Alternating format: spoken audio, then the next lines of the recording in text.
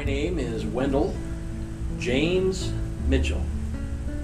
And when I was a little boy, I had a hard time saying the word Wendell. I couldn't say Wendell. And so they said, well, maybe instead of going with James, we just shorten it up and call him Jim or Jim. Something like that'd be a lot easier to say instead of saying Wendell. So that was a lot easier for me to do. And so I went to the School for the Deaf in 1941 until I graduated in 1954. And I loved my years here at the South Dakota School for the Deaf. And we didn't have TV back in those days. We played a lot of games, played a lot of basketball, and all sorts of different types of things. Card games and basketball. There was SDSD playing against Brandon, and sometimes we'd have first quarter, second quarter. We'd play these games. We did all sorts of different things. And, let's see. I really liked having deaf teachers, and I know when I was a freshman, there was a good number of deaf teachers here. Bob Anderson, Clark Ketchum. There was another woman I can't remember her name. It sounded almost like the name of a cow, but at any rate, they all taught us about how important it was to plan for our future and know exactly what we were going to do when we graduated. My dad passed away when I was 13, and my mom worked at a cafe, and my sister was also deaf, and so there was a Clark Ketchum who taught printing at the time. Was a wonderful advisor and teacher, and we learned a lot from him, and I loved that guy. We talked a lot about basketball, and I love sports, playing sports here at the school. Football, basketball, track. During my years, we played a lot of football. I think the first year they had a football team was in 1950. And I wasn't a starter at that time, I was too skinny. But the team won 4-0 for the first time that we had a team. We thought that was great. By the time I was a senior, I was playing football, and we were winning. We won all of our games except the one that we lost to Minnesota, Heron Lake. And then Brandon High School, we beat them for football for the championships. And now look at Brandon. Brandon is a lot bigger of a school. And my goodness. Basketball, we did pretty well with. We didn't quite get into the state tournaments, but Brandon beat us. In football, we beat them, but in basketball, they beat us. SDSD was a favorite team in the tournament, but we lost. In track, we got all conference, or at least I did, and that was great. Graduated from school, went to Iowa, and learned how to do some linotype. That was my trade, and so I did that for several years as a printer. Then I went up to Mankato, Minnesota, and then moved to Beersford. Was a printer out there for a while. Alexandria, South Dakota, printed out there, and Howard, South Dakota, and then Salem, and Yankton, and finally to Sioux Falls, and started working at the Argus Leader. And then I ended up going over to John Morrell, and I worked there until I finally retired. So that was my career. My experiences, boy, I tell you, at the School for the Deaf, it was just wonderful.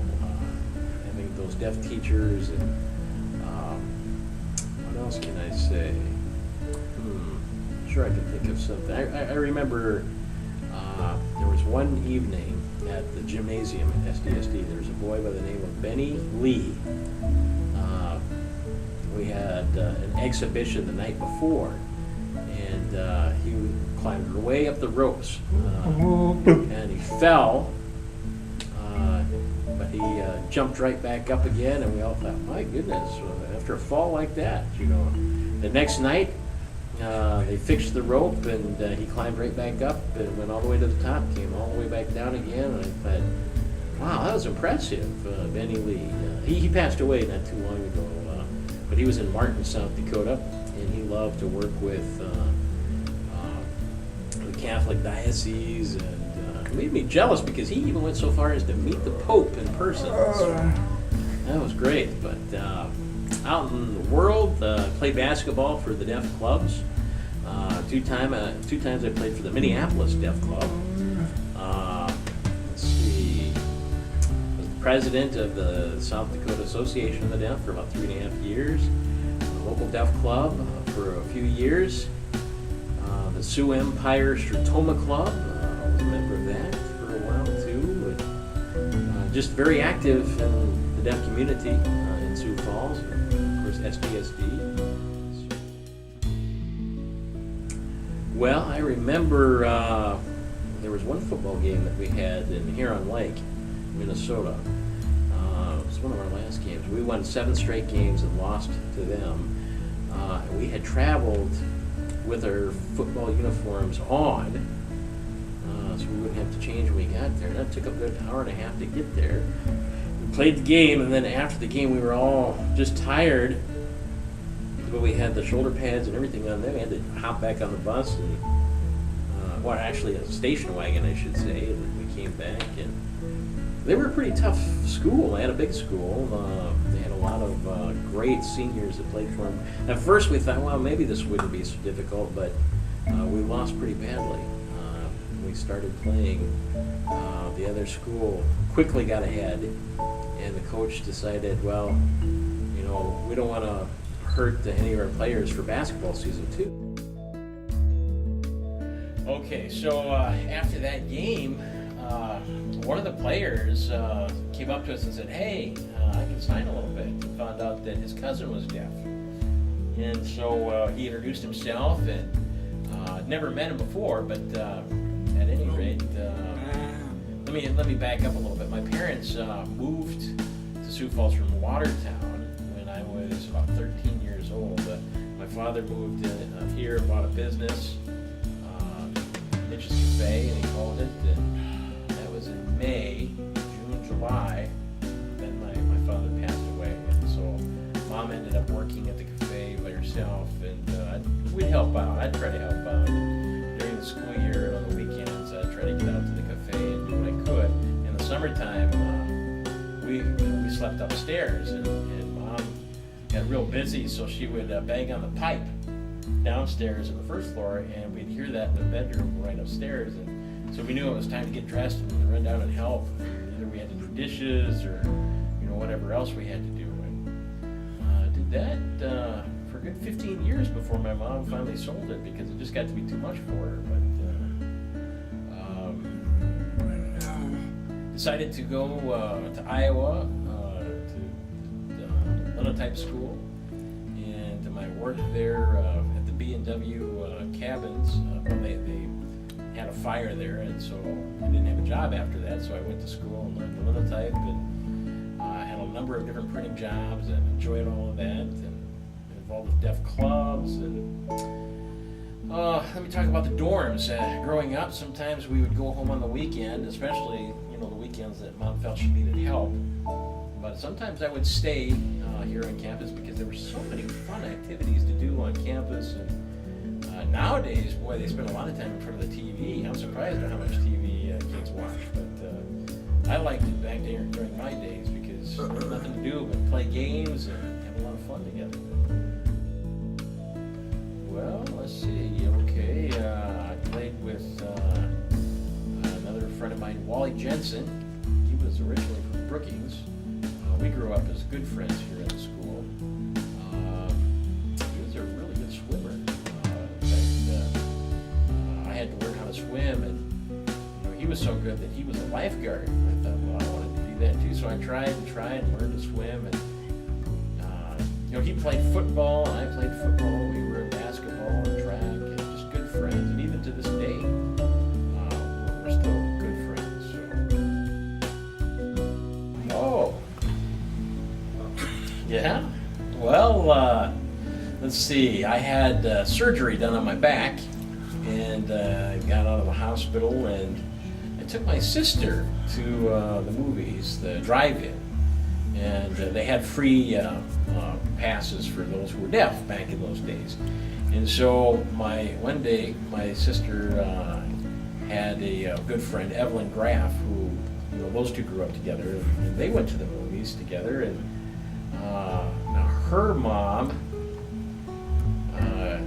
thought that maybe Janice should join the group.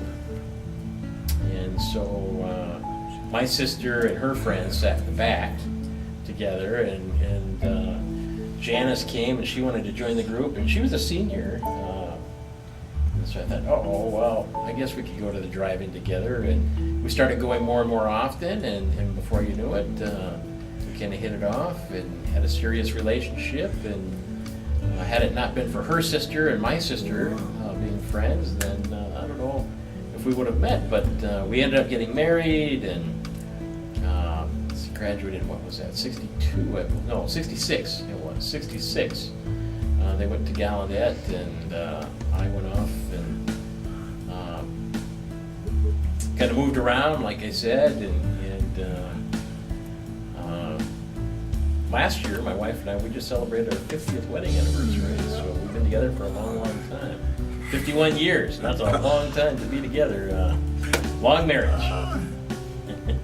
My oldest, or my youngest sister, she ended up going to the California School for the Deaf in Fremont, and she taught some outreach programs and out there, but she's retired now. Her husband, Bob, was from Michigan, and he retired. He was a shop teacher.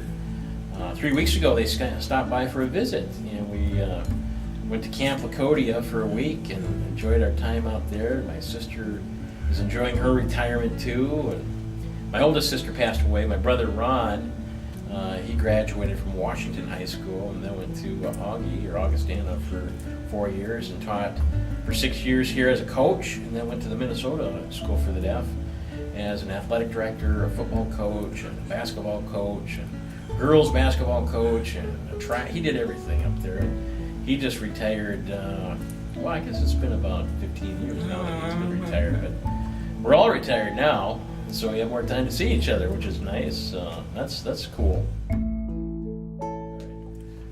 I got a call from Dave Wagner that I was going to be inducted for the South Dakota High School Basketball Hall of Fame. That's going to happen in March 28th of 2015. I was surprised they honored me that way. I'm very proud of that.